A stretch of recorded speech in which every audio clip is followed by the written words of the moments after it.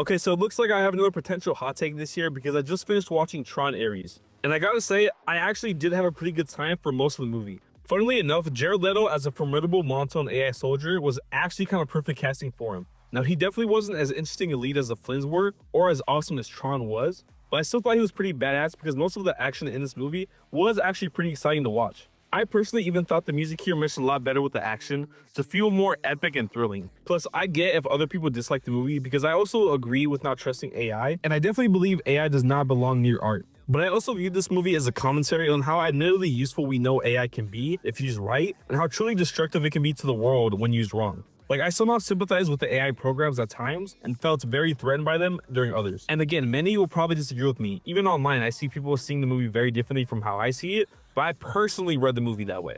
Now, what this movie mainly did that dropped the ball so hard for me was the forgettable human characters and how they completely fumbled the entire final act of this movie through its unoriginality and slow pacing. Now, it definitely wasn't a perfect movie before the last 30 minutes, and I'm doing my best to avoid spoilers, but this movie did this crazy 80s nostalgia Hail Mary to try to distract you from how much they drag this super long, absurd chase sequence as it cuts back and forth into some very dull dialogue that should have been way more engaging as an interaction.